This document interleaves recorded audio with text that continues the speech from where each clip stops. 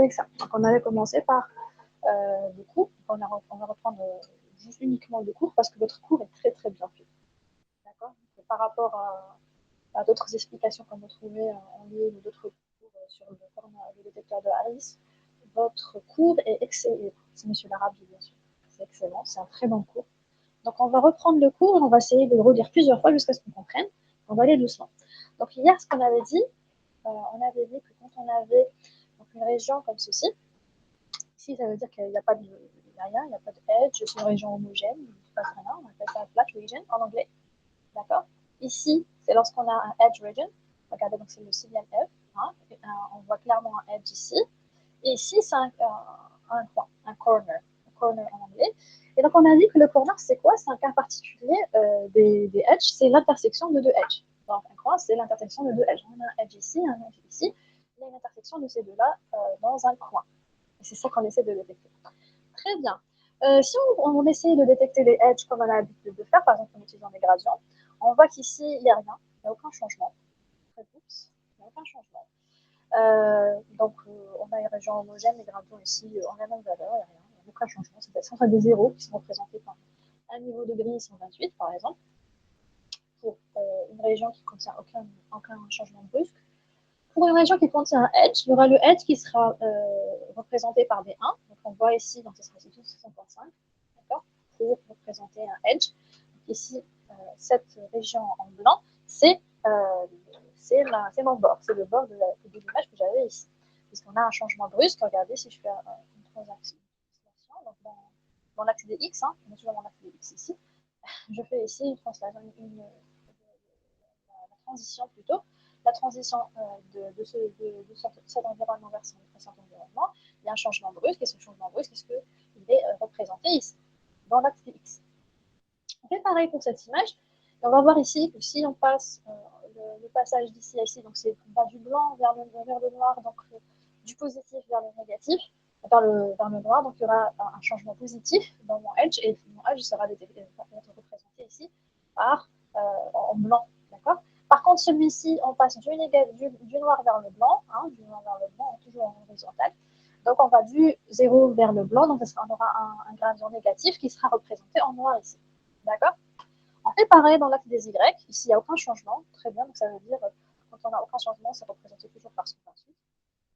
Et ici, pareil, si je fais le gradient, je parcours mon image en gradient verticaux, j'aurai un changement positif du blanc vers le noir, donc mon edge sera représenté ici par cette ligne blanche. Très bien, je fais pareil ici dans cette image et j'aurai les changements ici. Regardez comme je vais comme ça. Je passe du blanc vers le noir, donc j'aurai un gradient positif donc qui sera représenté ici en blanc. Et quand je descends ici, je passe du noir vers le blanc. J'ai un gradient négatif qui est représenté en noir ici dans mon image. Très bien.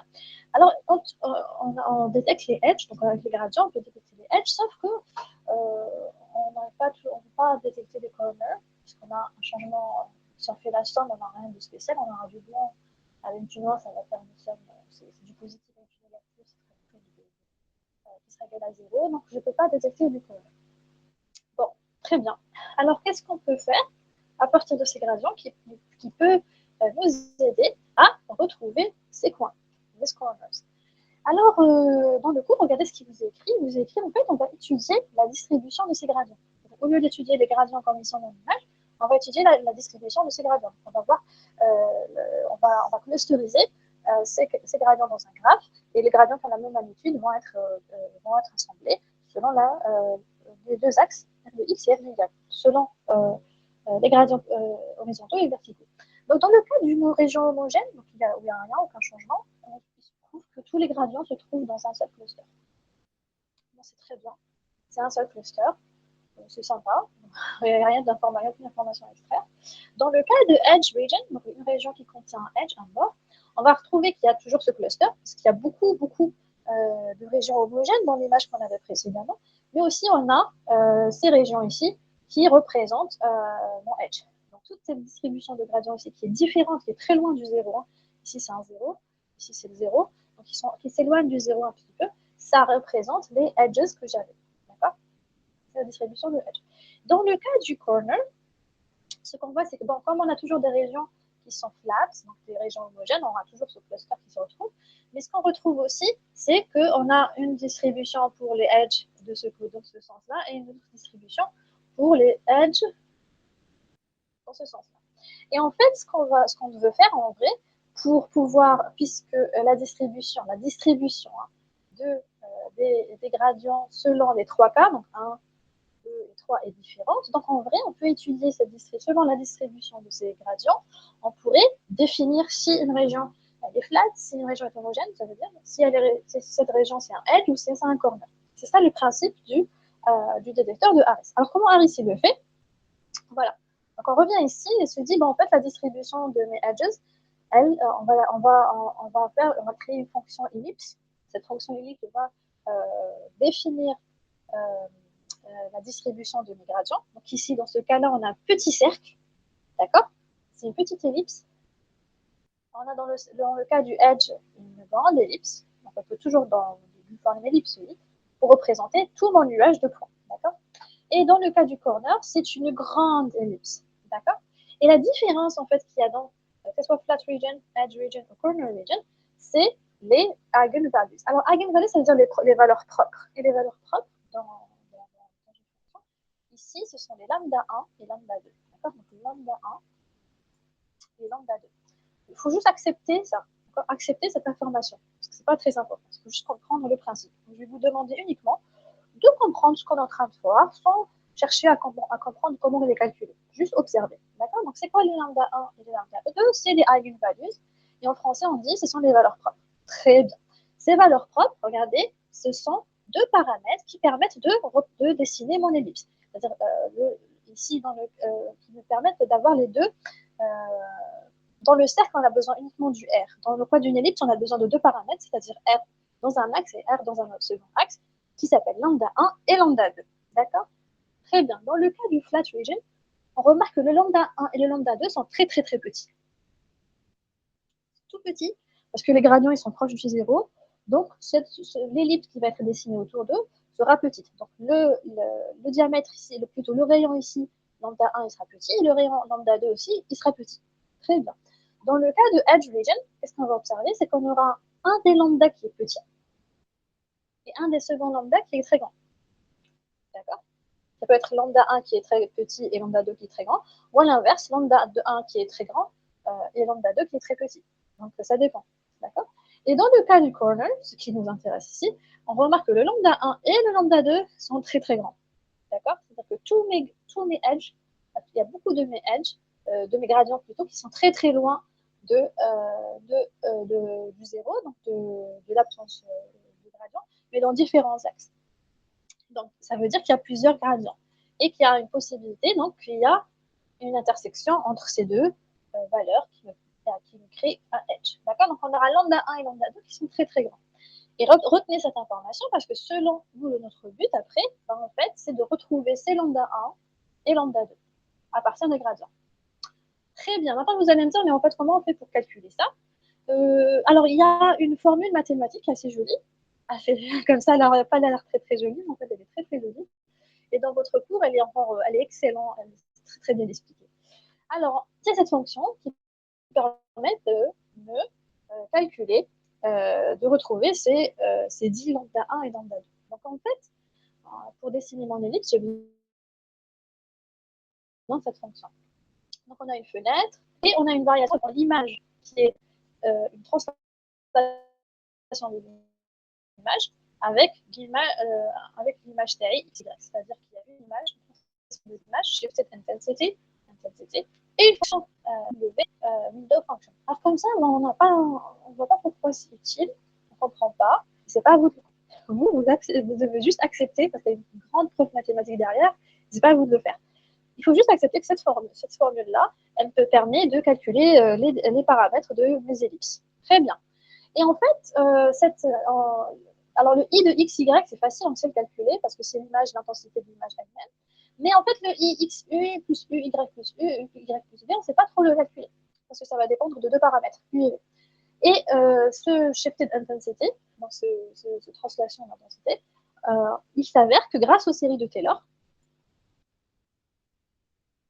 série de Taylor. Voilà. On peut le calculer. Et donc, le f de x, u, x plus u, y plus b, donc qui est celui-là, le i, c'est le f ici, on va l'écrire en f, qui est comme ça dans le cours. Et bien, c'est une approximation grâce aux séries de Taylor de la série de Taylor du premier ordre. Donc, c'est f de x, y, donc c'est en image, plus le u fois la dérivée sur x de mon image, plus v, donc ces paramètres-là, fois la dérivée partielle, donc mon axe y de mon image. Tout simplement. Donc, si je remplace ce terme par ce calcul-là dans mon équation, donc je reviens ici, je reviens à mon équation, qu'est-ce que j'aurai je reviens, donc j'enlève le W, ça peut être le W, je peux le déplacer en dehors de la somme. J'aurai la somme ici, ça, d'accord. Donc j'aurai la somme de ça. Donc si je remplace le ix plus y plus b, donc qui est là, moins ça au carré, très bien. Qu'est-ce que j'aurai? Je remplace par cette définition qui est ici. Donc j'aurai f de x, donc c'est i de x, moins u. Alors quand j'écris comme ça veut dire i de x ici, c'est la dérivée sur x, plus v, la dérivée fois la dérivée sur y, moins i de x au carré, x, y. Donc ces deux paramètres, ils en vont. Très bien. Donc ce qui me reste, il me reste ces deux-là au carré. Et donc là, c'est Kishkin Polo.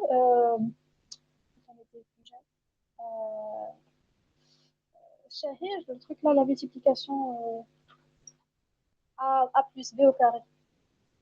On a a plus Juda Shahir, je sais plus. Voilà. Juda Shahir, je sais plus comment on dit ça. C'est a au carré plus b au carré. Ça. Plus 2a b. Donc c'est ça, a au carré. Oui, Juda Shahir. Merci, très bien, thank you. Donc on a a au carré, a plus b au carré, c'est a au carré plus b au carré, plus 2ab. Très bien. Donc qu'est-ce qu'on a ici? Regardez, si je réécris ma formule, si je développe ma formule, donc j'aurai u au carré x, u, x au carré, regardez, u, i, x au carré, donc c'est u au carré, i au carré, x, plus, alors il est là le v, le v au carré, donc celui-là c'est v au carré, i, y au carré, et deux fois quoi? uv, i, x, i, y. Très bien. Il s'avère aussi qu'il y a une propriété, pardon, je vais effacer un peu, comme ça on va afficher le reste. Donc ça, on s'arrête là, c'est sympa. C'est bien, on peut calculer, est-ce qu'on peut faire ça? Est-ce que c'est facile à faire? En fait, on peut le faire encore mieux que ça. On peut écrire ça sous une meilleure forme, sous une forme matricielle. Et cette propriété, elle est super, matrice. Donc, je peux écrire cette formule sous forme de matricielle. Donc, il y a une preuve de passage de là vers là, mais ce n'est pas à nous de le faire, juste le comprendre et l'accepter. Et donc, on a UV, UV plus UV, la transposée, le UV. Et à l'intérieur, on a ces fameux paramètres qui sont le IX au carré, le IXY et le IY au carré. Très bien. Donc, on a la dérivée de X, la dérivée sur X au carré. Ici, c'est la dérivée de Y au carré, sur Y au carré. Et ça, c'est une fois X, IX, dérivée sur X fois dérivée sur Y. Et une deuxième fois, dérivée sur X fois dérivée sur Y. Bon, ici, on a 2, hein, d'accord. Donc, le 2 est donc une fois ici dans l'antidiagonale. Très bien, dans la seconde diagonale. Donc, qu'est-ce qui se passe? Donc, on a ces dessins-là, on arrive à extraire cette matrice, et ça, c'est sympa, c'est ce qu'on appelle la matrice d'Harris. La matrice de Harris. Parce que c'est lui qui l'a fait. Très bien, donc la matrice de Harris, c'est quoi? C'est les gradients le gradient sur x au carré, le gradient sur y au carré, le gradient fois x sur x fois le gradient sur y, et pareil ici, c'est le gradient fois x sur le gradient sur y. Donc ça, c'est H, c'est la matrice de Harris. Qu'est-ce qu'on peut faire après pour retrouver les paramètres lambda? Très bien, donc on peut sortir, ça c'est une somme, comme ça ce sont deux valeurs constantes, on peut les sortir de ma somme, donc j'aurai la somme ici, et donc c'est ma somme ici, voilà, de ces paramètres-là. Et donc, on va l'appeler aussi ma matrice de Harris. Voilà. Là, après, on multiplie par deux valeurs fixes, qui sont des constantes. Bon, très bien. Qu'est-ce qui se passe à partir de là? Je reprends ma matrice qui est là. On va appeler M. M, donc c'est la somme. Il ne faut pas oublier que dans la première formule, on avait une fenêtre W. Il fallait calculer cette fenêtre. Cette fenêtre, elle est censée passer sur ces images-là. Très bien. Alors, qu'est-ce que ça veut dire? Elle définit quoi cette fenêtre? Généralement, c'est un filtre. On doit filtrer ces gradients. Parce que ce n'est pas tous les gradients qui nous intéressent, mais seulement certains. Et donc, généralement, alors, quand vous voyez ce symbole qui est ici, c'est le gaussien, le filtre gaussien. Dans le détecteur de Harris, il applique le filtre gaussien. Donc, le filtre gaussien sur quoi? Donc, il applique, c'est une convolution, sur alors, le gradient de x au carré, le gradient de y, alors sa notation elle change, mais c'est le principe est le même, d'accord? Le gradient de x fois le gradient de y, le gradient de x fois le gradient de y. Très bien. Une fois qu'on a ça, on revient ici.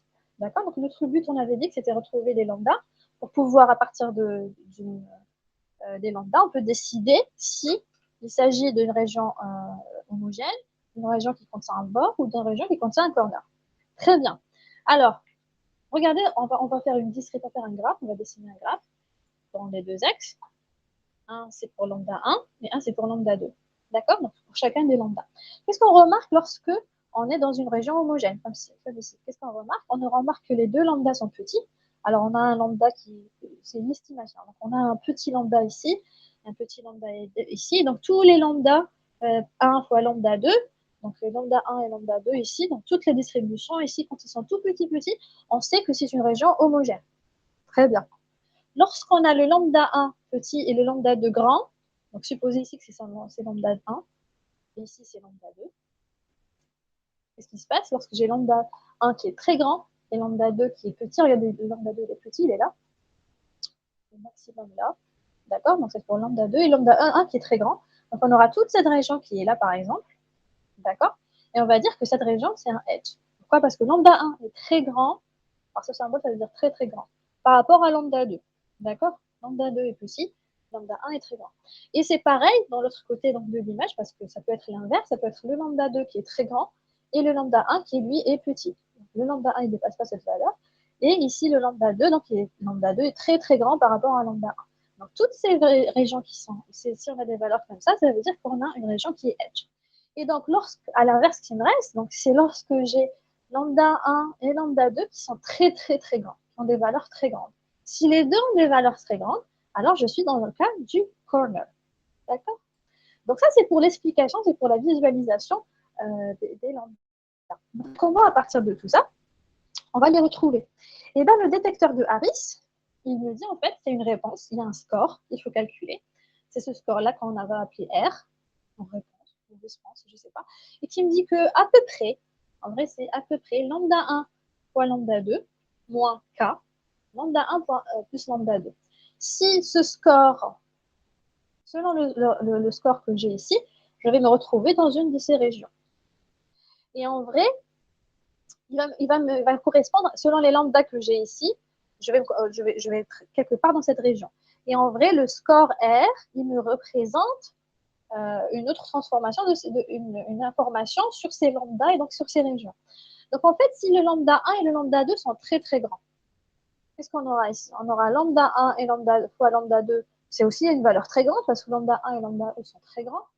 Et donc lambda 1 fois lambda 2, on sait que la multiplication, c'est quelque chose qui amplifie. Donc c'est très bien, c'est un chiffre qui est très grand, lambda 1 fois lambda 2.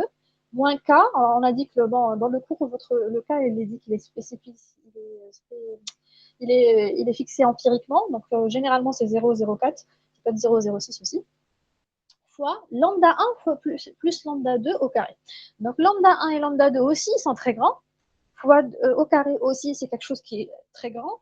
Et le K ici, lorsque je multiplie par K, ça veut dire que je diminue l'effet de lambda 1 plus lambda 2 au carré. C'est-à-dire que je réduis, quand je multiplie par un K qui est inférieur à 1, ça veut dire que le résultat de cette multiplication va réduire ce nombre.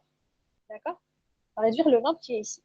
Donc, si au final, selon le score R, j'ai le lambda 1 fois le lambda 2 moins ce calcul ici, j'aurai une valeur.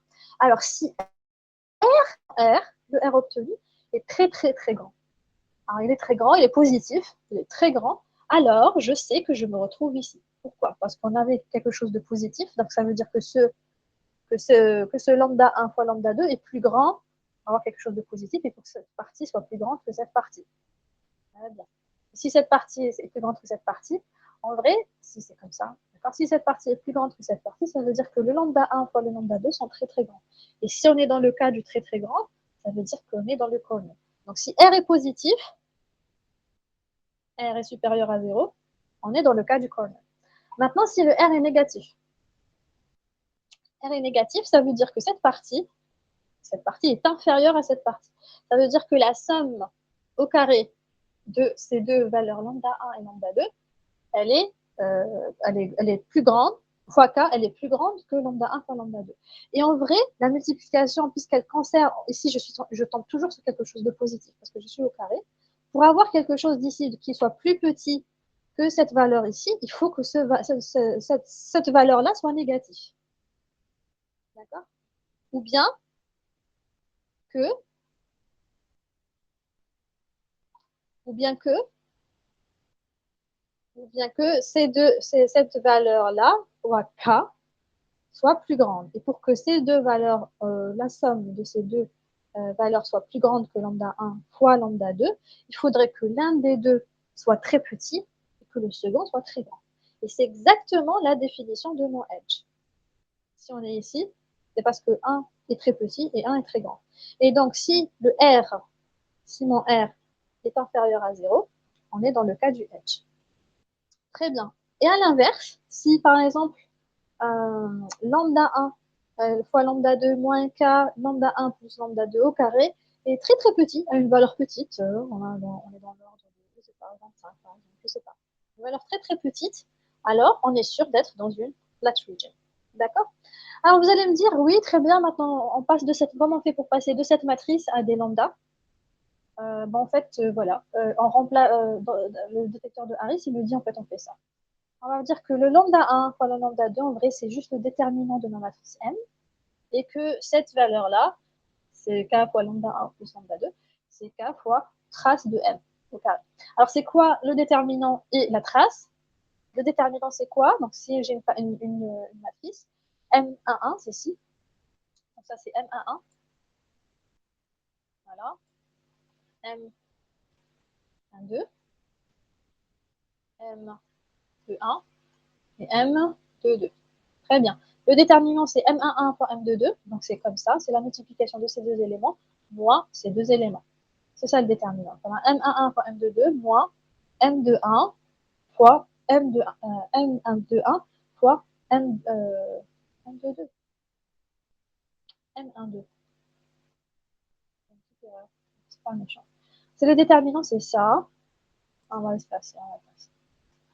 C'est la multiplication de ces deux éléments moins la multiplication de ces deux éléments. C'est ça le déterminant.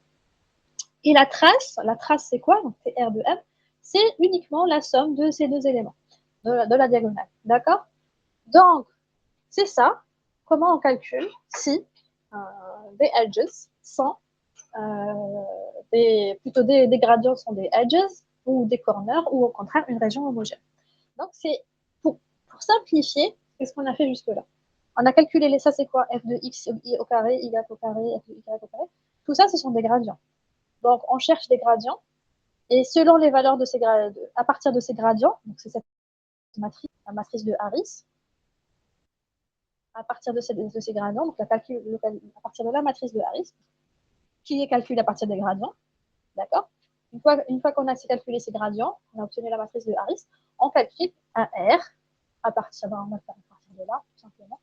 On va calculer R, et selon le score de R, je vais déterminer si c'est un edge, si c'est un corner, ou si c'est une flat region. D'accord? Donc, en fait, le détecteur de Harris, pour simplifier, c'est quoi? Je prends une image, j'applique des gradients dessus, et je calcule ma matrice de Harris, et une fois que j'ai calculé ma matrice de Harris, je calcule un score. Donc ça, c'est globalement pour me dire si ces gradients sont des edges, des flat regions ou des corners. Tout simplement. C'est ça ce qu'on fait. Il y a et dans le cours, c'est écrit d'une façon algorithmique. Donc on a des étapes. Il est bien sûr, évidemment, bien plus riche que ce qu'on a fait tout à l'heure. Donc, la première des choses, c'est regarder ce qu'on nous demande de faire, c'est de convertir l'image originale into a grayscale, donc en niveau de gris. Très bien. Donc, Si on a une image couleur, il faut la transformer en niveau de gris. Très bien, bon, c'est pas un problème. La deuxième, c'est de calculer les dérivés. Ça, c'est l'algorithme de Harris. Mais en vrai, il y a toujours des variantes. D'accord? Par exemple, ici, dans l'algorithme de Harris, dans son papier, il nous dit qu'on va calculer les gradients à l'aide de ces filtres-là, celui de Sobel. Donc, à l'aide du filtre de Sobel. D'accord? Ça, c'est donc la première étape, c'est pour extraire les gradients. Donc, le but, c'est d'obtenir les gradients entre les deux axes. On a besoin, rappelez-vous, dans ma matrice de Harris, des gradients sur X et des gradients sur Y. Une fois que j'ai fait ça, qu'est-ce que je fais? Qu'est-ce qu'on calcule? Le X, IX au carré, donc les gradients sur X au carré, les gradients sur Y au carré, et les gradients sur X fois les gradients sur Y. Et ces valeurs-là, c'est quoi? Elles permettent de remplir ma matrice de Harris. Donc, calculer la matrice de Harris à partir des gradients. Donc, ça aussi, on l'a vu tout à l'heure. Une fois qu'on a fait ça, bon, on nous dit en fait il faudrait aussi appliquer un filtre gaussien ou un autre filtre sur ces images qu'on obtient ici. IX, I X au carré, I Y au carré, et X, I X, I Y. Très bien. Donc aussi, il faut appliquer un filtre gaussien, donc appliquer tout simplement un filtre gaussien. Et après, une fois qu'on a, à partir de cette matrice, donc on obtient de nouvelles images, on obtient de nouvelles matrices de Harris qui est filtrée. Une fois qu'on a appliqué ça, on calcule tout simplement la réponse. Donc R, qui est le déterminant de M. M, on l'a obtenu ici, hein, après application du filtre quotient, sur 4 et R, M au carré. Et donc, c'est le calcul de la réponse de R.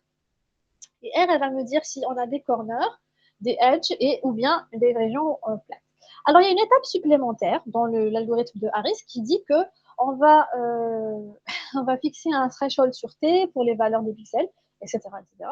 Et après, on va appliquer le non-maximum suppression qui permet de choisir parmi ces corners des corners optimaux.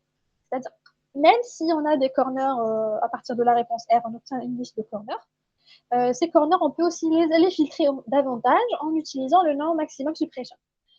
Pourquoi? Parce que d'habitude, si on s'arrête uniquement ici, on risque des fois de tomber sur un corner et les régions, les pixels avoisinants aussi, il va dire que c'est des corners, parce que c'est quand même une fenêtre.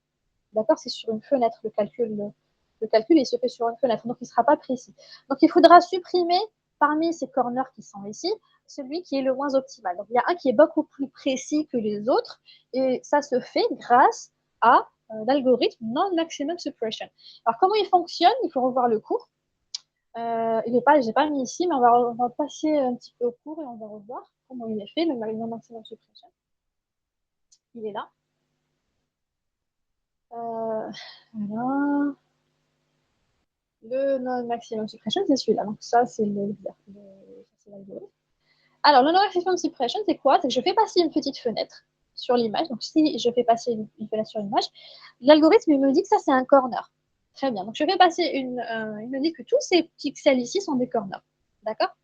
Donc, je vais passer une fenêtre. Et pour chaque pixel, si au centre de ma fenêtre, c'est le pixel qui a la plus haute valeur, alors je le garde. Sinon, si sa valeur c'est la moins haute qu'il y a dans ma fenêtre, alors j'élimine le pixel. Donc ici, je ne fais rien parce que c'est du noir. Donc ici, je fais quoi? J'élimine. Regardez, c'est une croix rouge, c'est-à-dire que j'élimine. Je viens ici, je passe au deuxième ici. Regardez cette fenêtre, cette fois-ci, ma fenêtre, elle couvre mes pixels. Sauf que mon pixel, regardez, j'ai une échelle. Hein. Plus c'est clair, plus c'est blanc, plus c'est maximum. Plus c'est rouge vers le noir, c'est-à-dire c'est le minimum. Alors le jaune, il est là, c'est-à-dire qu'il n'est pas, c'est pas mon maximum dans ma fenêtre, puisque j'ai un élément ici en centre, ici en blanc, qui est plus grand que le jaune. Le blanc, il est là, donc il est maximum. Le jaune, il est moins fort que le blanc, il est plus bas, donc il est moins élevé que le blanc. Donc ici, au centre de ma fenêtre, c'est pas l'élément maximum qui existe. Donc ce pixel qui est en jaune, je vais l'éliminer. D'accord? Etc. Et quand je repasse par exemple une autre fois ma fenêtre, je tombe sur le pixel qui est en blanc, qui est au centre, je le garde. Ça veut dire que ce pixel qui est là, on le garde. On est sûr que c'est la valeur maximale qui existe pour être un corner. D'accord? Donc toutes ces valeurs qui ont été retournées, c'est vrai qu'elles sont proches de mon corner, mais elles ne sont pas précises. Et elles ont des valeurs moins précises que celle qui est au centre. Donc celle qui est au centre, qui est là, c'est celle qui est retenue. Toutes les autres, tous ces pixels qui sont là, seront éliminés. Très bien, donc ça c'est pour le non maximum suppression. On revient au TD.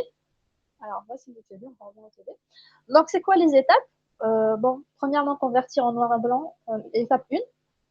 Convertir l'image du couleur en NVG. Deuxièmement, je calcule les gradients. Troisièmement, je calcule ma matrice de Harris. Quatrièmement, je fais un calcul, j'applique le filtre gaussien.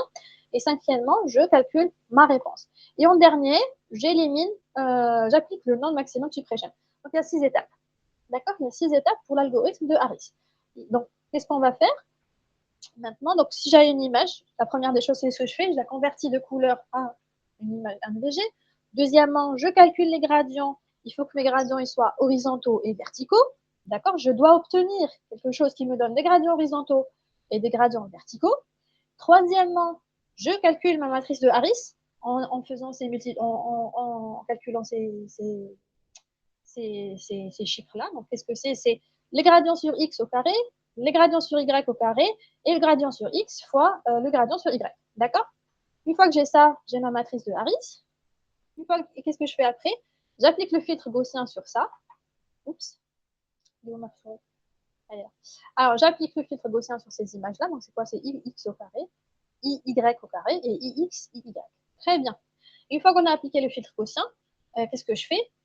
Je calcule la réponse. La réponse, c'est quoi? C'est le déterminant de M. M, c'est quoi? C'est ma matrice de Harris sur laquelle j'ai appliqué le filtre gaussien. Donc, j'ai ma matrice de Harris, donc ce sont ces images qui sont là, une fois que j'aurai appliqué le filtre gaussien. Donc, c'est quoi? C'est le déterminant de M, la matrice de Harris auquel j'ai appliqué le filtre gaussien, sur le K fois la trace de M au carré. Donc, c'est la trace de M. On a dit que le déterminant, donc c'est le déterminant classique d'une matrice, et la trace de M, c'est la somme de la première diagonale. La matrice de Harris, elle contient toujours 4 éléments. Vous vous rappelez? Donc c'est ix au carré, ix fois y, d'accord? Ici aussi, c'est ix, y, et ici, c'est y au carré. Donc ma matrice de Harris, elle contient 4 éléments. D'accord?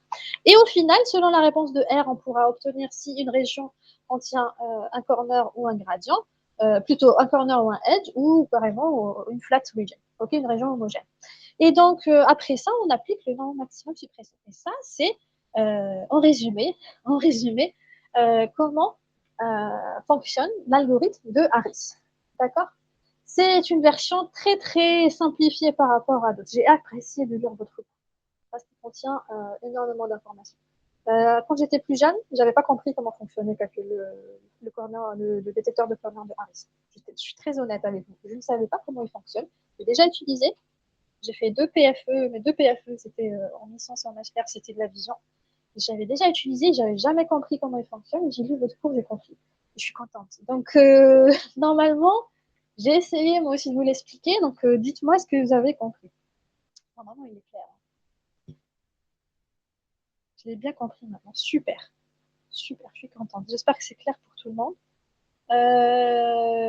Bon, le cours de M. Larabian, bon, il est excellent. C'est normal. Donc, on va passer à l'exercice. D'accord? S'il n'y a pas de questions, on va passer à l'exercice. Donc, on reprend l'exercice. Donc, ici, on quitte ça. Alors, on va ouvrir plutôt. On va ouvrir le TD. Donc, c'est le TD numéro 4. C'est celui-là. Dernière version. Donc, on ouvre le fichier. D'accord. Oups. Pourquoi il s'ouvre pas? Si, si. Oups. Reviens. Très bien.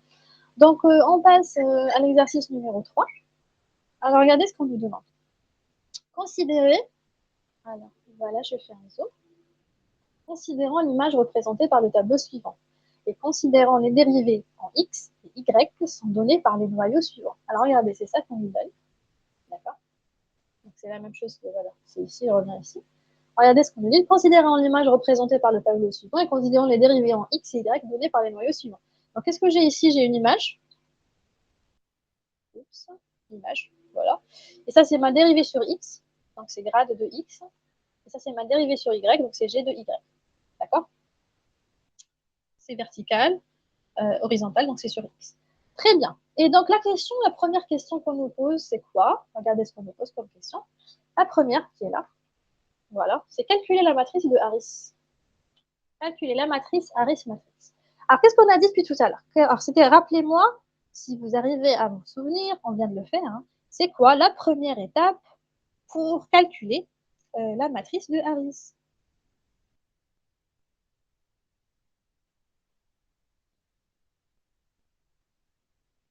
Allez-y. Les gradients de x et les gradients de y. Oui, c'est bien, c'est une très bonne réponse.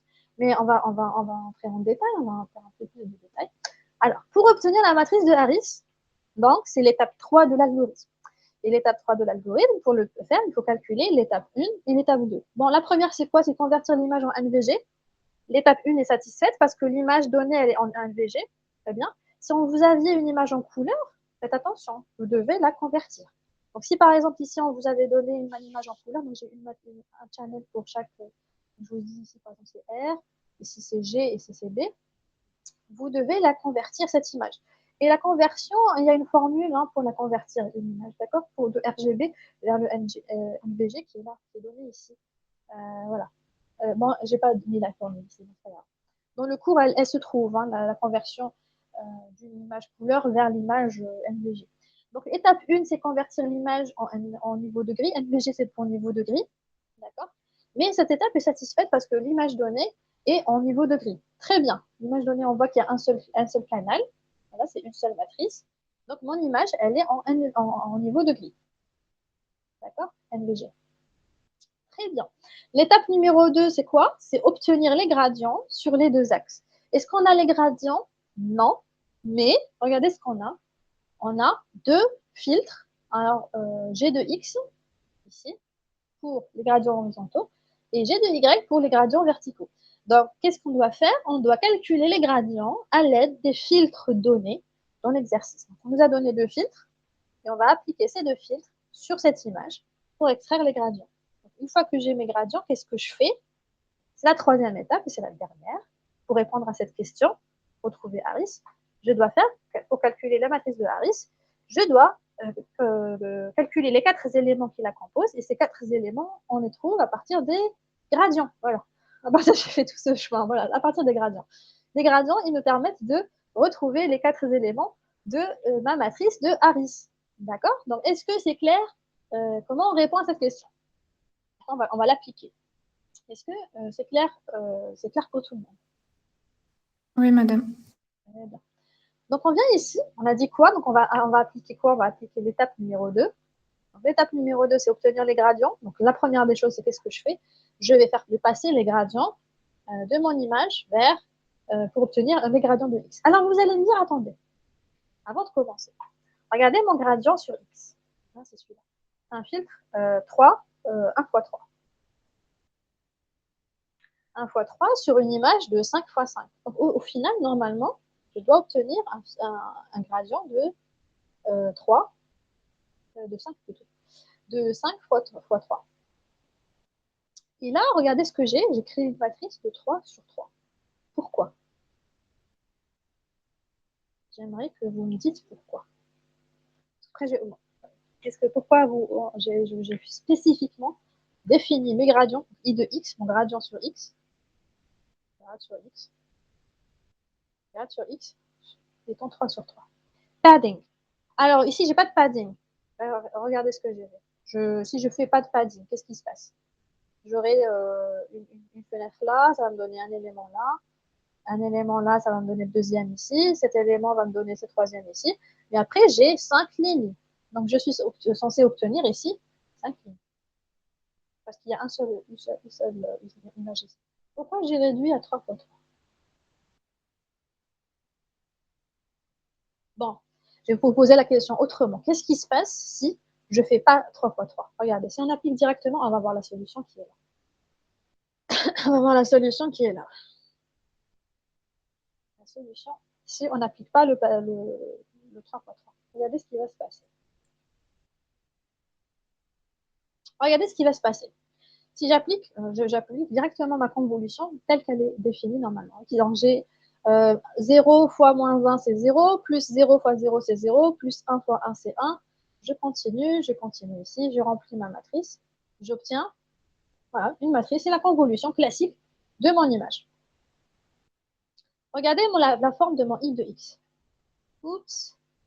Regardez le i de x que j'obtiens. Il est de 5 fois 3. D'accord. Ici, pour le y, j'aurai la même chose. Sauf qu'au final, j'aurai 3 lignes, 3 colonnes, et 5 colonnes, donc j'aurai 3 fois 5. Et lorsque je passe à la fin, lorsque je dois calculer les ix au carré, les i au carré de x plutôt, iy au carré, i au carré de y, et le ix, y, j'aurai un problème avec ça. Pourquoi? Parce que cet élément, il correspond à quel élément dans ma matrice? Et cet élément qui est là dans ma cinquième ligne, il n'a pas un élément correspondant dans ma salle. Il n'y a pas de cinquième colonne. Donc au final, quand je calcule ma matrice de Harris, je dois obtenir un i de x et un i de y qui soient des matrices carrées. C'est-à-dire une matrice carrée, c'est-à-dire que le nombre de lignes est égal au nombre de colonnes. Et le nombre de lignes pour y est égal au nombre de colonnes y, avec m égale à m. C'est-à-dire que je dois obtenir des matrices carrées. D'accord? Donc je reviens ici. Donc, je reviens ici dans mon image qui est là. Et donc, ici, attendez. Ah, on est là, ça c'est l'exercice 3. Je reviens ici plutôt. Voilà. Donc, au final, ici, dans votre exercice, dans l'exercice, il est quand même simple. Pourquoi? Quand on applique dy, on aura un problème. Voilà, on aura un problème avec les multiplications. Qu'est-ce qui se passe ici? Dans votre image, dans l'exercice, c'est facile. En fait, on vous a surligné, on vous a marqué les pixels pour lesquels je veux calculer des convolutions. C'est-à-dire que j'ignore tout ce qui est dans le bord et je veux obtenir les convolutions de ces pixels-là. Donc, pour obtenir les convolutions de ces pixels-là dans l'axe des x, je vais commencer par cette ligne. Cette ligne, elle ne compte pas, elle ne sert à rien. Cette ligne, elle ne compte pas, elle ne sert à rien. Et là, ça, c'est dans l'axe des x. Et dans l'axe des y, cette ligne, elle ne compte pas. Et cette ligne ne compte pas. Donc, pour obtenir la convolution de ces pixels, je dois décaler. Dans le cas des x, j'enlève ces deux. Et dans le cas de y, j'enlève ces deux. Ici, c'est facile. Pourquoi? Parce qu'on vous a délimité. Mais dans le cas général, si on ne vous délimite pas, vous devez faire en sorte d'éliminer voilà, les lignes et colonnes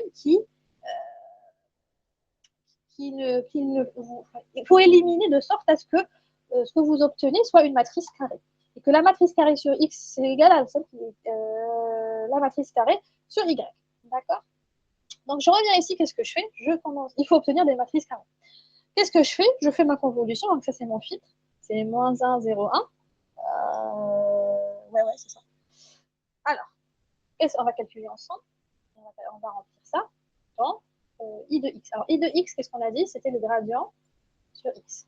Alors, on compte ensemble. Alors, on a 1 fois moins 1, c'est moins 1.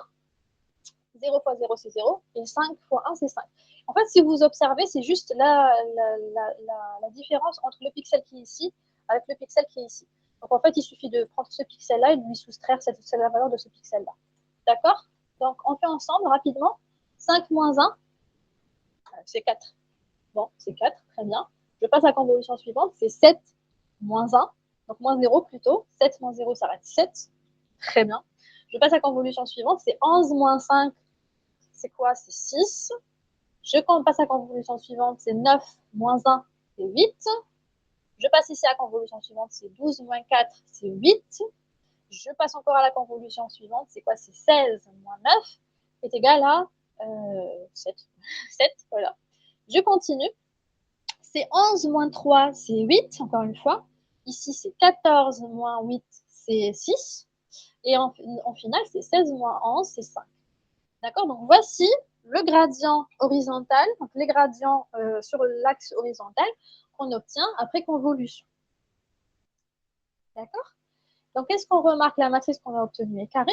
Avant d'observer, j'aimerais que vous regardiez cette matrice au centre et vous me dites, d'après vous, est-ce que ces valeurs représentent un corner, un edge ou une flat region?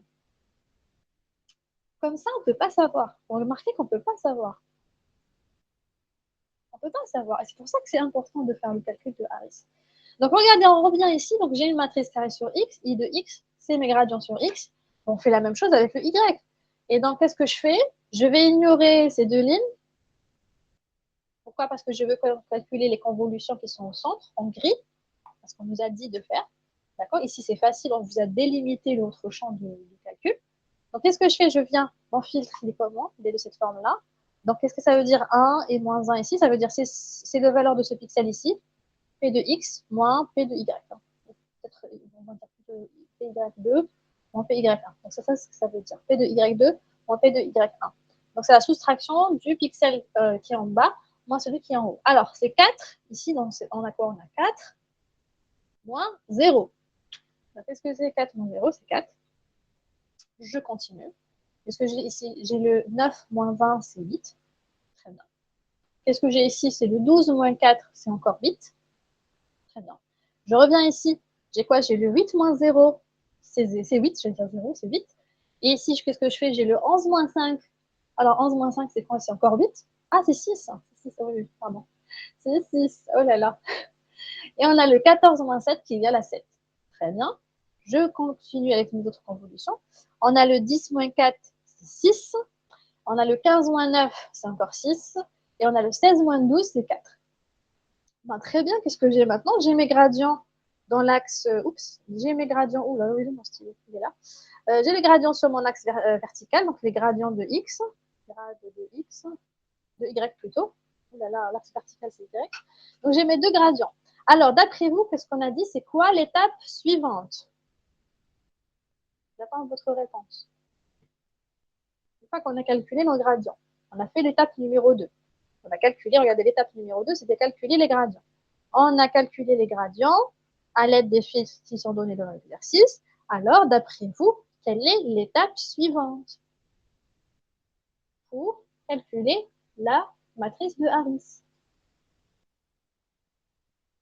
Bravo, c'est les IX, IX, IX, Y et les Y, Y. Très bien, bravo. Alors, étape numéro 3. Calculer la matrice de Harris. Donc, qu'est-ce qu'on fait? On doit composer les 4 éléments à calculer. Alors, que veut dire, regardez, que veut dire ici la somme des ix au carré, iy au carré, ix, y et ix, iy. C'est quoi ix au carré? Voilà, regardez. Voilà, on a dit ici, il faut calculer ix au carré, y au carré et x, y. Très bien. C'est quoi le ix? Alors, ix au carré et y au carré.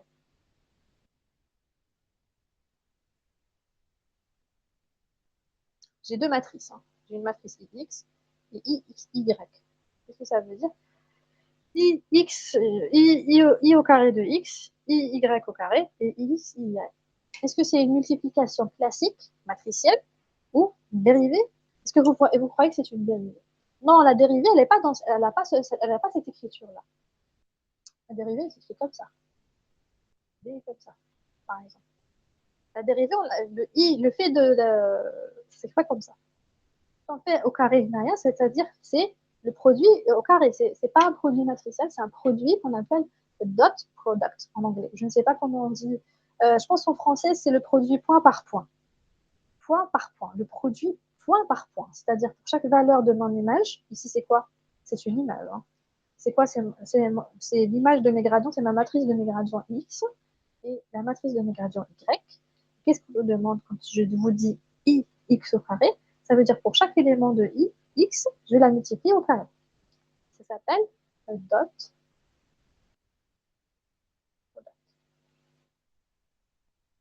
Je crois. Je pense en français, attendez, je vais passer ça. Je sais pas qu'en français, ça se dit, ça s'appelle plutôt wise. Voilà, je pense en anglais, je connais wise dot product.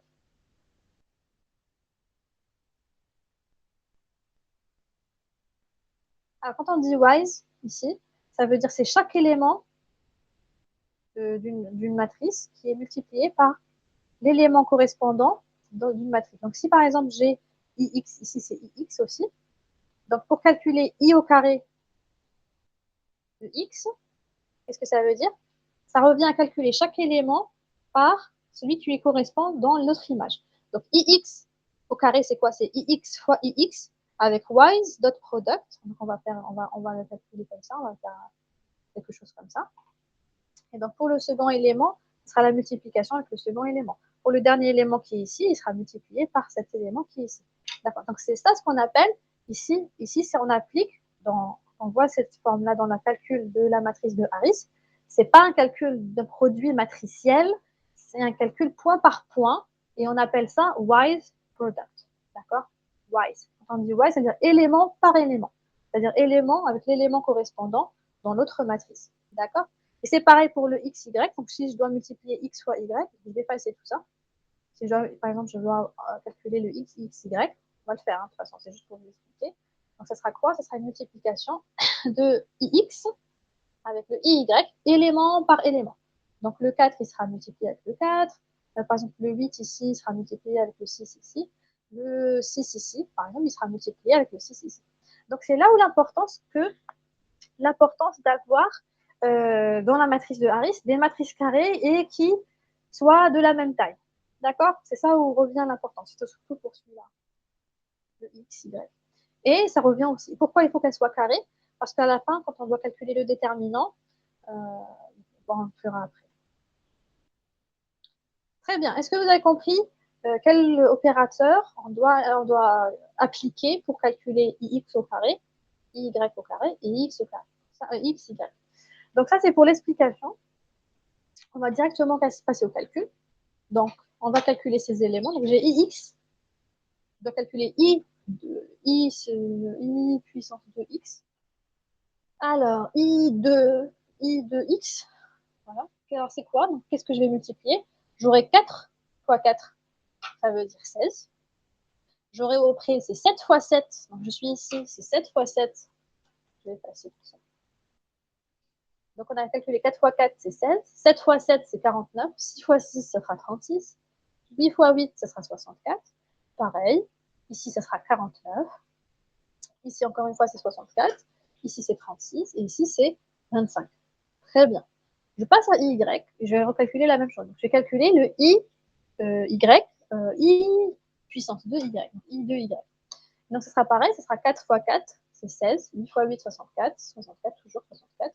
6 fois 6, 36. 7 fois 7, 49. 6 fois 6, 36. 6 fois 6, 36.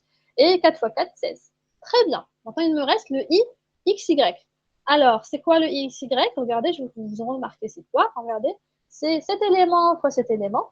Donc, c'est égal à 16. Cet élément avec cet élément, c'est 7 fois 8, c'est 56. Et après, on a 6. Cet élément avec cet élément, 6 fois 8, ça reste 48. Après, on a 8 fois 8, c'est 64. Après, on a 8 fois 6, c'est 48. 7 fois 7, c'est 49. 8 fois 6, 48. 6 fois 6, 36. Et 5 fois 4, 20. Alors, est-ce qu'on a fini? On a calculé le i de x, on a calculé le i de y, et le i, plutôt 2, hein, 2, le ix, iy. Alors, qu'est-ce qu'il nous reste à faire? Rappelez-vous, donc, on a la matrice de Harris, c'est la somme des éléments qu'il y a dans mes matrices. Donc, la somme de ces éléments-là, j'applique la somme, je distribue la somme, donc c'est la somme ici, c'est égal à quoi? Regardez, ce sera une matrice qui va me donner la somme des i au carré de x, la somme des i au carré de y, la somme des i xy et la somme des i xy. Et c'est ça la matrice de Harris. Donc, je distribue la somme. Qu'est-ce qu'on a fait tout à l'heure? On a calculé donc i au carré de x. C'est cet élément-là, regardez. C'est cet élément qui est ici. On doit calculer la somme de cette matrice. Donc, j'ai cette matrice-là qui est ix au carré. J'applique x au y au carré, etc. Donc, je fais la somme de cet élément. Donc, c'est 16 plus 49 plus 36 plus 64 plus 64 plus 49 plus 64 jusqu'à 25. Et c'est égal ici à 403. Donc, ça, on l'a fait. On a calculé quoi? La somme de ix au carré. Ça me donne quelque chose comme ça. Très bien. On fait pareil pour le iy au carré. J'aurai une somme qui va me donner cette valeur-là. Donc, cette valeur-là, c'est quoi? C'est la somme des I au carré, Y. D'accord? Donc ça, c'est la somme de IX au carré, I au carré de X plutôt. Et il me reste encore ça, donc c'est X, Y. Donc cette valeur-là, c'est quoi? C'est la somme des IX, I, Y. Pfiou, on a fait un sacré boulot. Hein.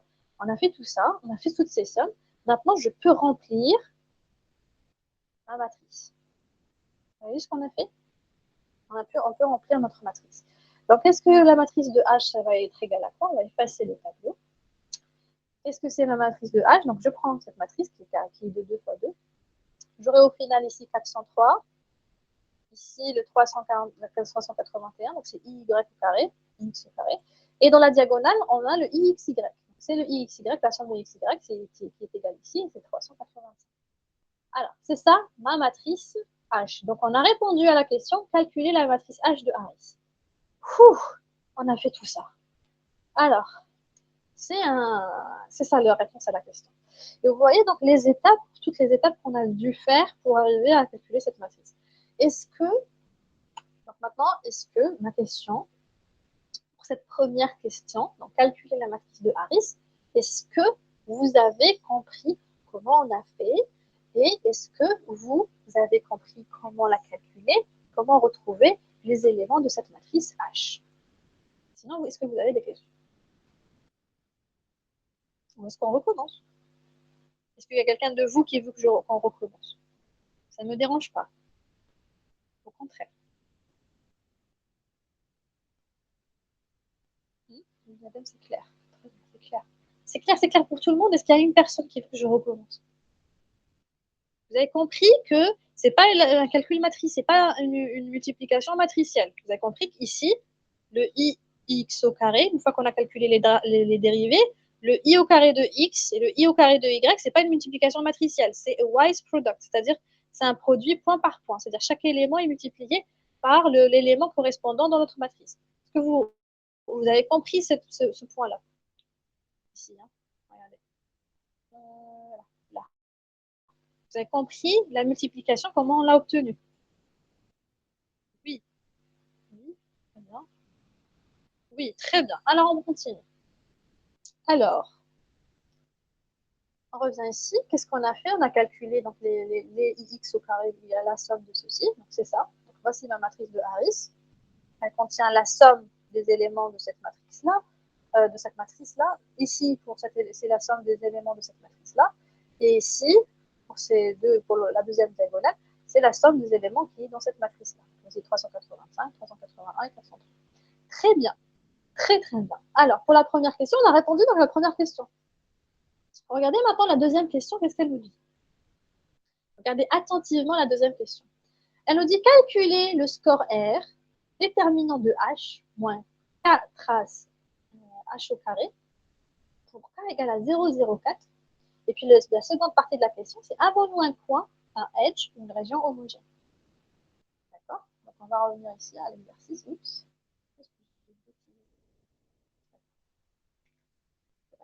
C'est pas grave. Donc on revient ici, regardez ce qu'on nous demande. Alors si vous vous rappelez bien tout à l'heure, qu'est-ce qu'on avait dit? Il y avait 6 étapes dans l'algorithme de Harris. Donc 1, c'était le truc de NVG. Il fallait retransformer en NVG. 2, c'était les gradients. 3, c'était la matrice de Harris. Si vous vous rappelez tout à l'heure, 4, c'était la gaussienne. Appliquer le filtre gaussien. 5, c'était le score, R. Et 6, c'était la suppression des notre points avec le NMS, hein, non-maximal suppression, l'algorithme non-maximal suppression, pour enlever les points non pertinents parmi les points. Donc, qu'est-ce qu'on a? On a le 1, il est fait, le 2, il est fait, on a calculé la matrice de 3 de Harris, elle est faite. Et là, regardez ce qu'on nous dit. Calculer le score R. Alors, si la question nous demandait de calculer uniquement le score R, on ne calcule pas directement R. On doit appliquer le gaussien ou un filtre. Mais là, regardez ce que... on va effacer, je prends la gomme. Regardez dans la question ce qu'elle vous est demandée. Là, elle vous demande la question de calculer R sur directement la matrice H. C'est-à-dire que cette étape qui est là, on a enlevé. D'accord? On n'applique pas la gaussienne. Regardez ce que vous demande la question.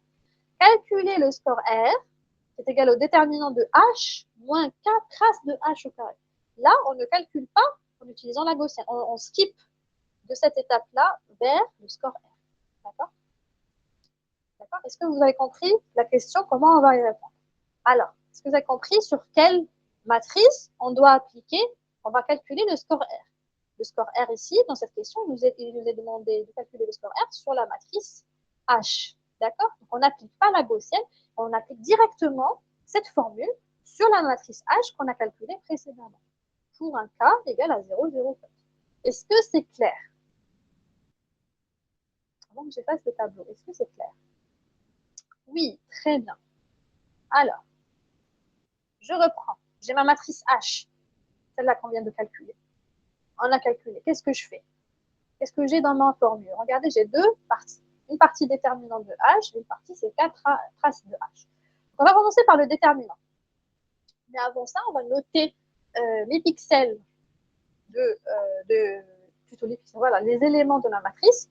Donc, pour le premier, le coin supérieur gauche, ça sera A, le coin supérieur droit, c'est B, en bas, c'est C, et ici, c'est B. Très bien. Alors, le déterminant. Le déterminant, c'est quoi? C'est A fois D, voilà, moins B fois C. C'est comme ça qu'on faisait, hein, c'est pour rappeler comment on calculait le déterminant. C'est A fois D moins B fois C. Regardez, A fois D moins B fois C. Donc, c'est ça le déterminant de H. Une fois que j'ai calculé ça, qu'est-ce qu'on fait? Plutôt qu'on a défini le déterminant, c'est quoi? On va le calculer. Et donc, c'est égal à 403 fois 481. Donc, c'est cet élément-là fois cet élément-là, moins 385 fois 385. Très bien. Qu'est-ce qui se passe? J'aurai un certain chiffre. Donc, ici, c'est en l'occurrence, c'est 5318. Il faudrait que vous ayez des calculatrices avec vous. Hein. Pour l'examen, il faut toujours prendre des calculatrices avec vous, d'accord? Donc, pour la trace, il reste la deuxième partie de mon équation qui est là, de mon calcul, qui est donc la déterminant, on l'a fait, c'est bon. Il reste la trace de H. Donc, c'est quoi la trace de H? Je prends H et c'est tout simplement la somme des éléments de ma diagonale. D'accord? Donc, il y aura une somme. Donc, c'est uniquement A plus D. Et donc, c'est quoi? C'est 403 plus 381. Donc, 400, ça donne un certain chiffre. Ici, moi, c'est 784. Très bien, je vais garder ce chiffre. Maintenant, je remplace ces éléments que je viens de calculer dans R. Donc, j'ai R, c'est le déterminant de H moins K fois trace de H au carré. Donc, le déterminant, c'est quoi? C'est 5000, on a calculé, c'est 5318. Moins K, c'est quoi? C'est 0,04, c'est des données dans l'énoncé. Alors, fois 784 au carré. Très bien. Et ce calcul-là, qu'est-ce qu'il me donne? Il me donne un résultat comme ça. Oups. Alors, il me donne un résultat comme ça. Très bien. Regardez. On va faire tout ça. Voilà. Donc, il me donne ce résultat-là, qui est égal à R. D'accord? Donc, R, il est comme ça. Et maintenant, regardez la seconde partie de la question. C'est avons-nous un coin, un edge, une région homogène? Alors, d'après vous, si j'ai R comme ça, d'après vous, qu'est-ce que la région représente? La région que j'ai étudiée depuis tout à l'heure, la région qui était en grise au début dans mon image, est-ce qu'elle représente un edge, un coin ou une région homogène? C'est à vous de me répondre.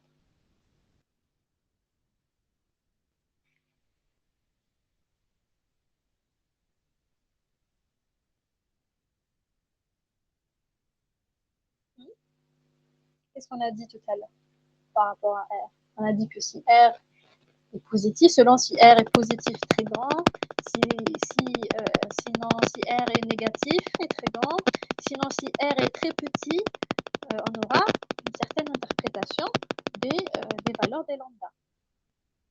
Alors, si R dans ce cas-là, il est quoi? Il est positif, il est négatif, il est très grand positif, il est très grand négatif. Voilà, R est très très très négatif. Voilà, il est très grand, inférieur, il est négatif, très inférieur à 0. Bravo, bravo, la réponse elle est très correcte. Donc c'est quoi? Regardez, si R est très très grand, c'est-à-dire il est très grand, R est comme ça. R, on va réécrire ça, comme ça. Donc si R est très très grand, alors ma région est un corner, un coin, un corner. Si R, comme ça, est très très petite, inférieure à 0, très très grande mais inférieure à 0, négatif. Si R est négatif, c'est un edge. Si à la base, sinon, si R, en valeur absolue, est petite. Donc j'ai un petit R, qui soit positif ou négatif. Alors cette région est homogène. D'accord? Donc c'est les deux cas. C'est le premier cas. Le deuxième cas, le sinon, donc le sinon c'est celui-là, c'est lorsque le R, qui soit positif ou négatif, est très petit. Lorsque c'est des petits, il est homogène. Alors dans notre cas d'après vous, regardez le R qu'on a obtenu, c'est cette valeur-là. Alors qu'est-ce qu'on peut dire de notre région? Cette région est un edge. Bravo, exactement. Donc cette région, le R est négatif et très grand, alors la région est un edge. D'accord? Est-ce que c'est clair pour l'exercice numéro 3?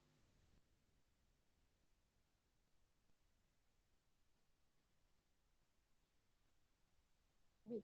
Est-ce que vous avez des questions?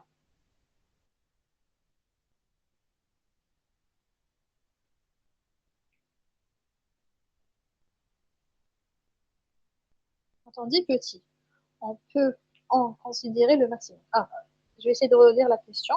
Quand on dit petit, peut en considérer le maximum. C'est-à-dire, j'ai pas compris, je suis pas sûre d'avoir compris votre question. Le maximum, j'ai pas compris. Allez, je vous me réexpliquer, s'il vous plaît, votre question. Même si c'est pas à l'écrit, en vocal, il n'y a pas de problème.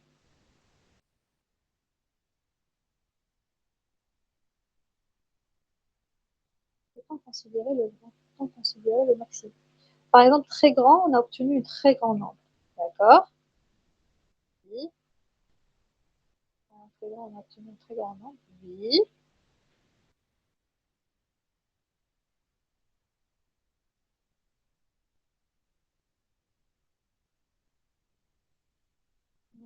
Oui, oui, bon, j'arrive à suivre. Par exemple, très grand, on a obtenu un très grand nombre. Et quand on dit petit, ah, et ça veut dire, j'ai pas compris le maximum. Bon, je vais revenir uniquement à. En fait, je vais rester là. Pour petit, est-ce qu'il y a un ensemble ou de domaines? Oui, bien sûr, bien sûr. Regardez ce qu'on a dit au tout début de l'algorithme. Dans le rappel. Regardez ce qu'on a écrit dans le rappel. On remonte pas. On est. Alors, on remonte pas, c'est l'exercice. Alors, regardez ce qu'on dit. Set a threshold T. Donc, on a un seuil T on the value of R pour définir les pixels with response above the threshold. Donc, ceux qui sont au-dessus du threshold sont soit des corners, soit des edges. Si c'est positif, ce sont des corners. Si c'est négatif, ce sont des edges. Donc, tout ce qui est inférieur plutôt à T, ça sera homogène. Donc, ce sera des valeurs homogènes. D'accord? Homogène. D'accord? Donc, il faut un certain seuil T. Dans notre cas, la valeur qu'on a obtenue, elle est très, très, très grande, négative. Bon, on ne va pas dire que c'est quand même un très grand chiffre. Donc, forcément, c'est un edge. Mais en vrai, c'est un petit T. Regardez dans ici. Dans le dessin, peut-être que c'est plus clair. En vrai, c'est un seuil ici, T. C'est ce seuil-là. T. Ce seuil-là va me définir, le TTRI, il est quelque part, il me définit cette région. Donc, si c'est inférieur, j'aurais pu le définir ici. Je peux le définir ici. En vrai, ça veut dire c'est petit. D'accord? Donc, ça peut, si on vous dit pas, vous faites un peu, vous faites un empiriquement, par exemple. Par exemple, dans notre exercice, regardez ce qu'on a obtenu. Alors, je redescends dans l'exercice. On a obtenu quoi? On a obtenu quelque chose comme ça. Regardez, on a obtenu cette valeur. Vous n'allez pas me dire que ça, c'est petit. Par contre, si par exemple j'avais trouvé moins 100, je vais vous dire c'est petit. Si j'avais trouvé quelque chose en plus 50, vous allez me dire c'est petit. Si j'avais trouvé par exemple 510, je vais vous dire c'est quand même moyen, je sais pas. C'est quand même petit. En fait, un chiffre, bon, à deux chiffres, c'est petit. Je dirais même qu'à trois chiffres, c'est petit. Mais lorsqu'on a des chiffres comme ça, on est sûr que c'est des valeurs de edge et des valeurs de corde. Je vais vous donner aussi une autre astuce. Vous n'allez jamais tomber sur des petits, parce qu'on ne va jamais vous donner une région qui est flat. On vous donnera soit une région qui est edge, soit une région qui est corner. Et donc, soit vous aurez un chiffre qui est très grand négatif ou très grand positif. La deuxième chose aussi, c'est que si par hasard on vous donne quelque chose avec une région flat, on vous dit de calculer quelque chose qui est une région flat, donc une région homogène, on va vous donner un seuil. D'accord? Est-ce que j'ai répondu à votre question, Anne?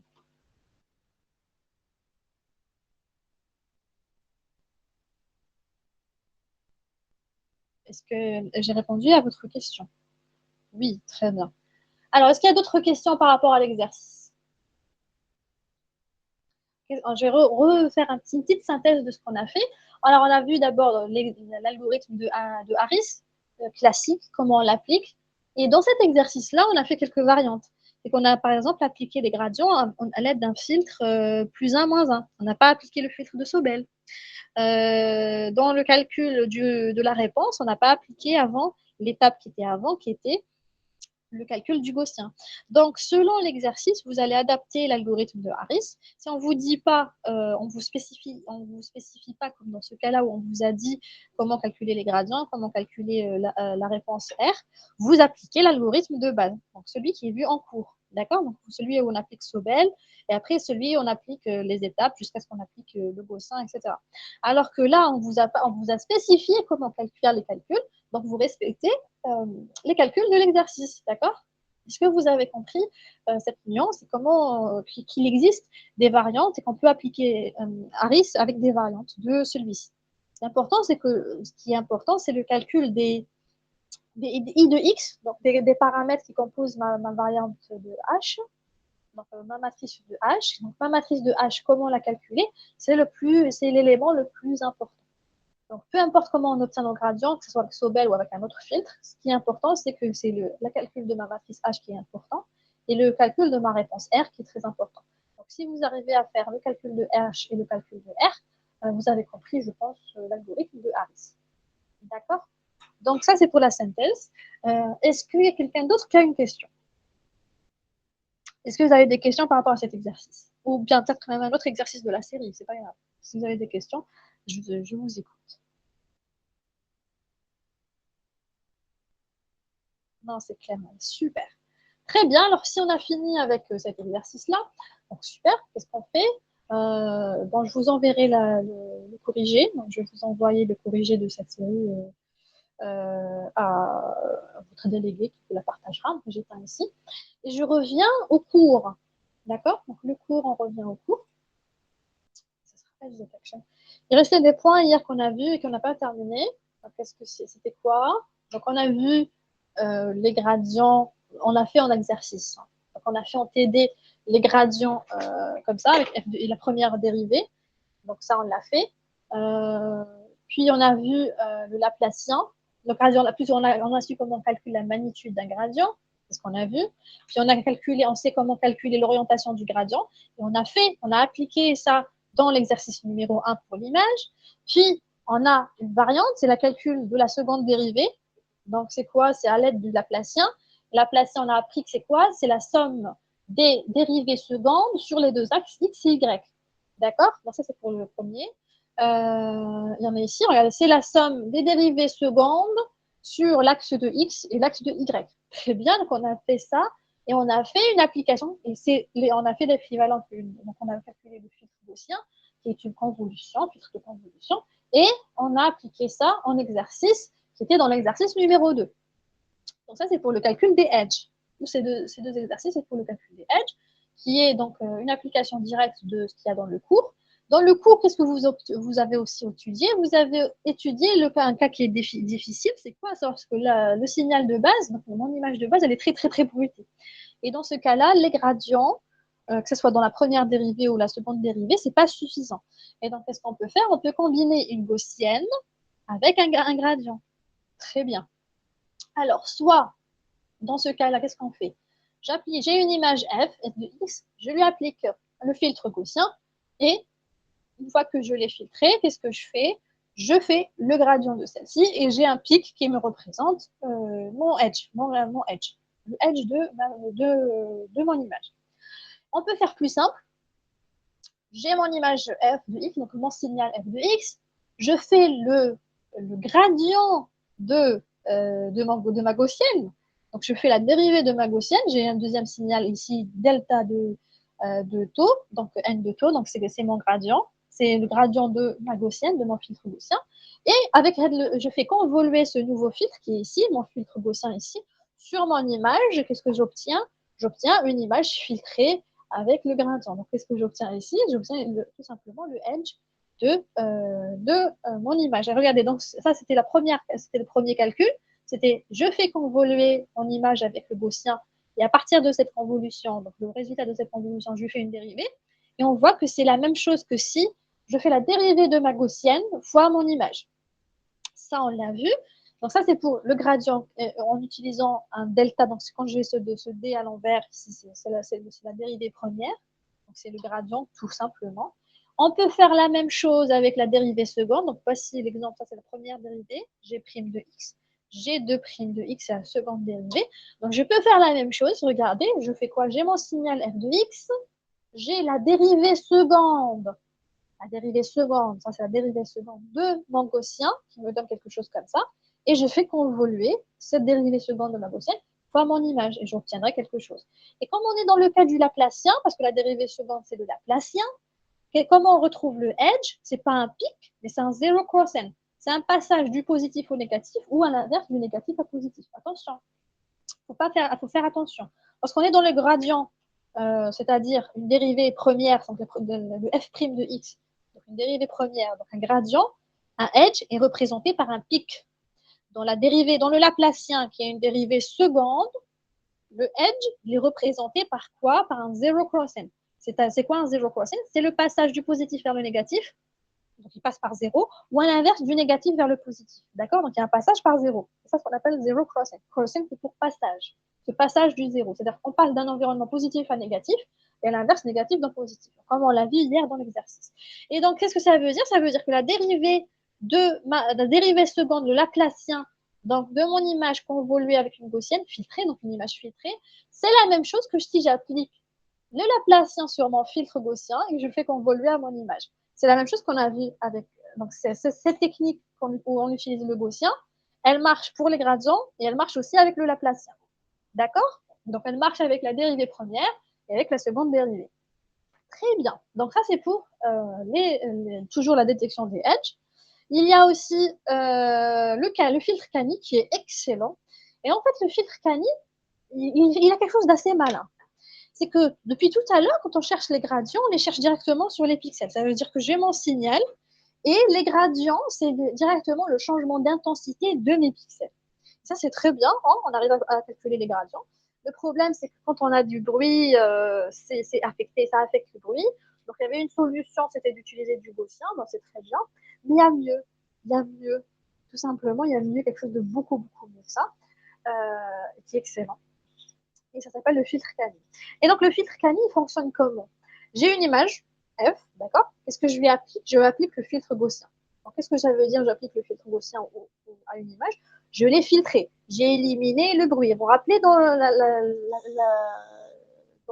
la série numéro 3, la série passée, quand on appliquait le filtre gaussien, qu'est-ce qui se passait?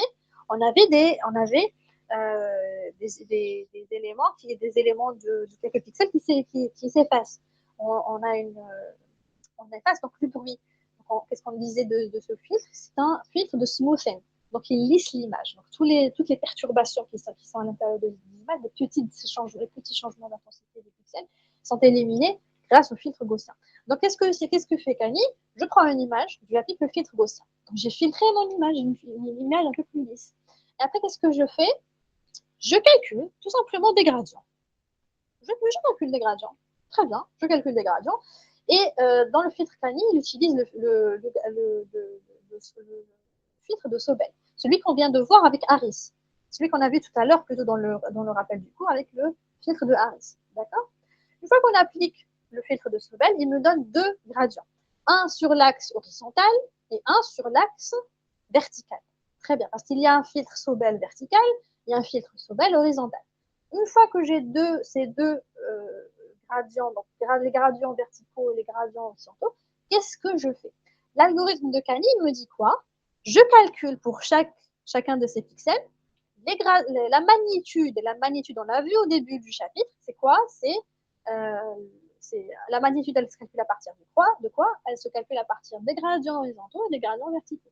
Donc, c'est quoi? C'est la racine carrée de la somme des gradients verticaux au carré plus les gradients horizontaux au carré. D'accord? on l'a vu dans le premier exercice lorsqu'on a fait le calcul de la magnitude. Et qu'est-ce que ça veut dire? Donc, on a calculé la magnitude. Une fois qu'on a calculé la magnitude, regardez ce qu'il fait. L'algorithme de Kali, il ne s'arrête pas là. Il calcule l'orientation de ces gradients.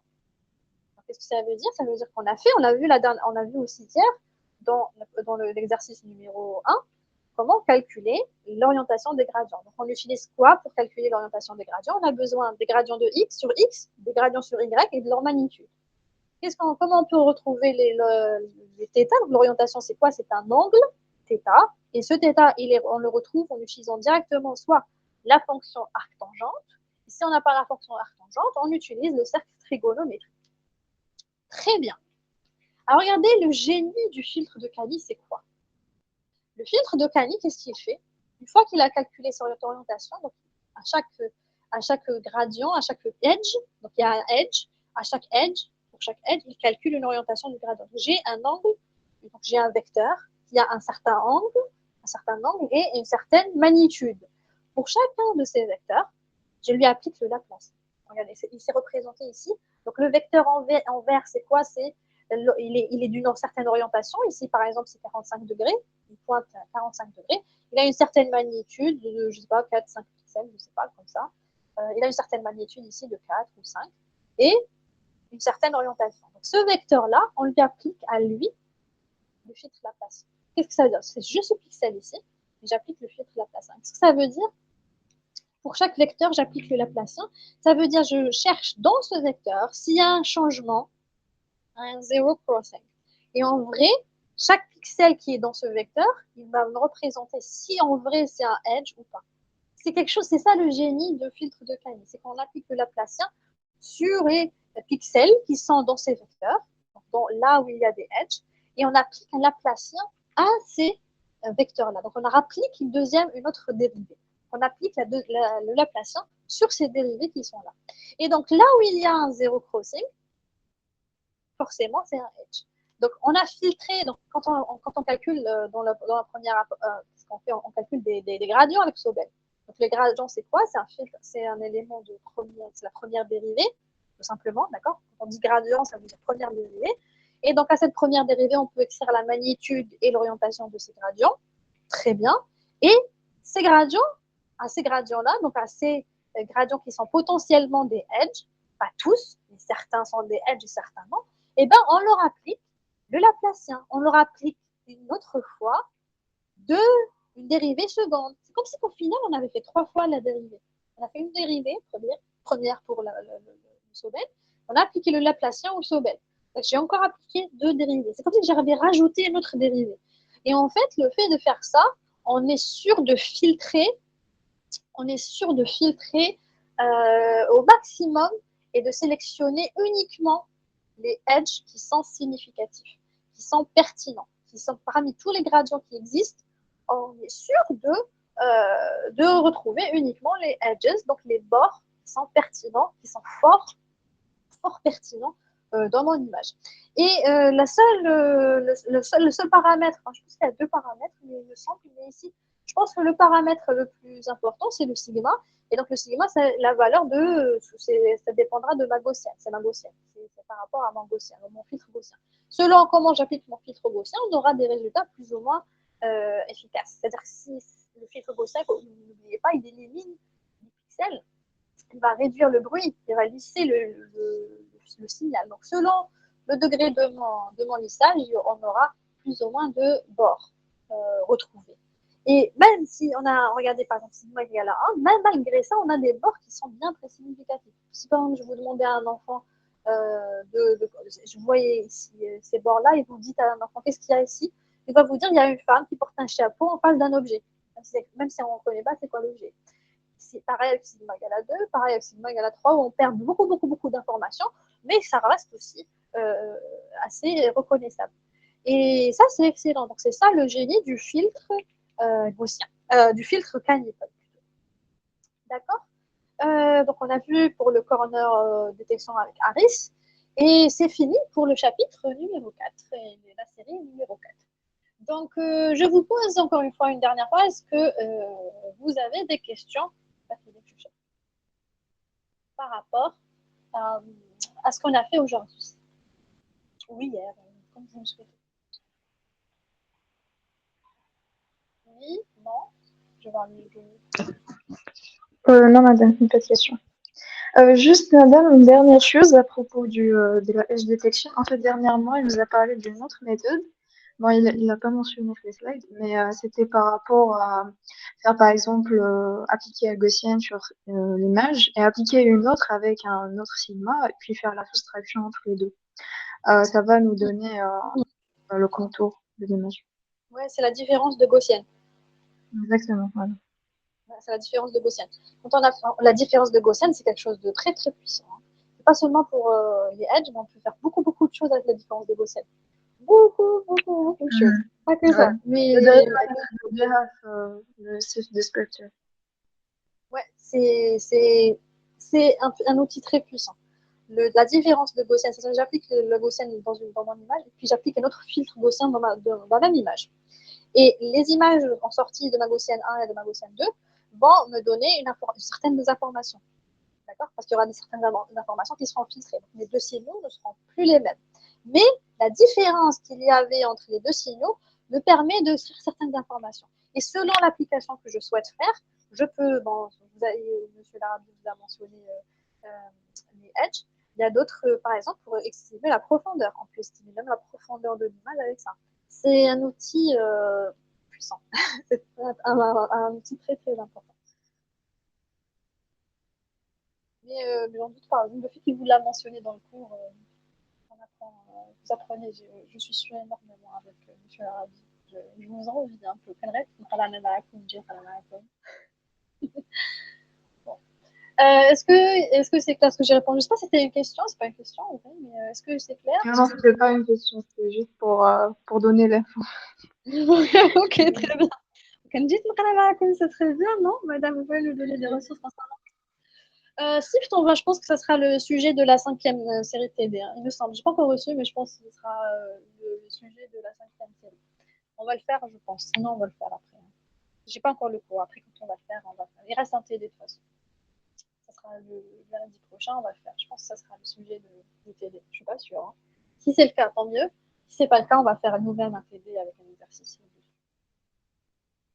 Je suis jalouse, j'ai envie de faire la main.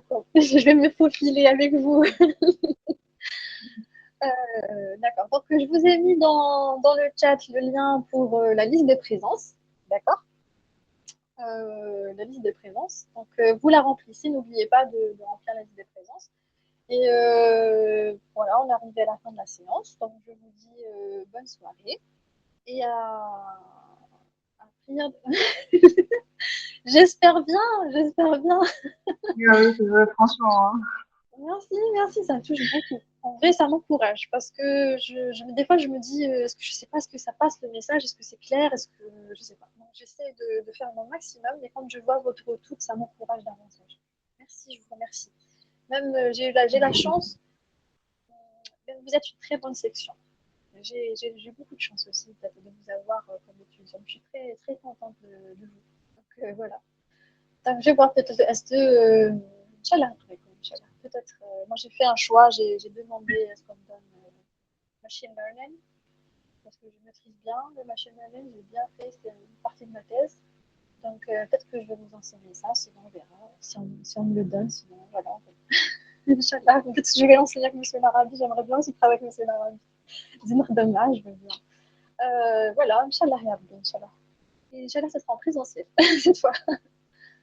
Donc voilà, donc je vous dis bonne fin de soirée et